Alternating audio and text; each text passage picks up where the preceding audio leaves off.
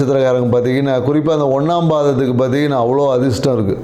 அதிர்ஷ்டத்தை அள்ளி வழங்கக்கூடிய நட்சத்திரம் தான் உத்திராடம் 1ஆம் பாதம். அதே 2-3 பாதங்கள்லாம் பார்த்தீங்கன்னா இந்த காலகட்டத்தில் ஏண்டா வாழ்கிறோன்ற மாதிரி இருக்கும். ஏன்னா அந்த மாதிரி விஷயம். ஸோ உங்களுக்கு என்னென்னாக்கா பலனே இல்லை, நேராக போங்க, கடையில் ஒரு மொட்டையை போடுங்க, வந்துடுங்க, அவ்வளோதான். அப்படி இல்லையா ஏதாவது ஒரு கோயிலில் போய் குலதெய்வ கோயில் ஏதோ ஒரு கோயிலில் போய் ஒரு மொட்டையை போட்டுட்டு வந்துடுங்க. ஏன்னா இந்த காலகட்டம் வந்து அந்த அளவுக்கு சிறப்பான காலகட்டம் உங்களுக்கும் சொல்ல முடியாது. ஏன்னா நீங்களே போய் வழியே போய் எங்கேயாவது சிக்குவீங்க. சும்மா இருந்தால் கூட வா போகலாம் அப்படின்னு சொல்லி கூப்பிட்டு போய் உங்களை வந்து மொட்டை அடித்து அனுப்பிச்சி விடுவாங்க. ஸோ அந்த மாதிரியான பிரச்சனைகள் சிக்கக்கூடிய ஒரு காலகட்டமாக இருக்குது.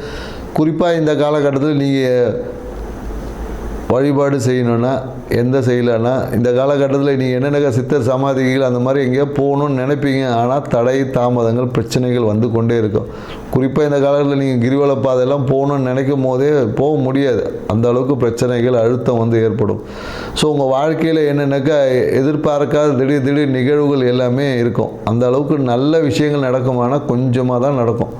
ஸோ அதனால் இந்த மாதத்தை கொஞ்சம் எப்படி கடந்து போகிறதுன்னு தான் யோசிக்கணும். ஸோ பெட்டர் நீங்கள் சும்மா இருக்கிறதே நீங்கள் வந்து உங்களுக்கு வடிவேல் காமெடியில் போய் சும்மா இருக்கிறதே எவ்வளோ பெரிய விஷயம் அப்படின்ற மாதிரி சும்மா இருக்கிறதே உங்களுக்கு ஒரு பரிகாரம் தான்.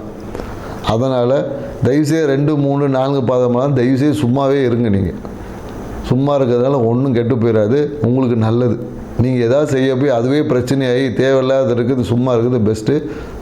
நீங்கள் சும்மாவே இருங்க. நன்றி, வணக்கம்.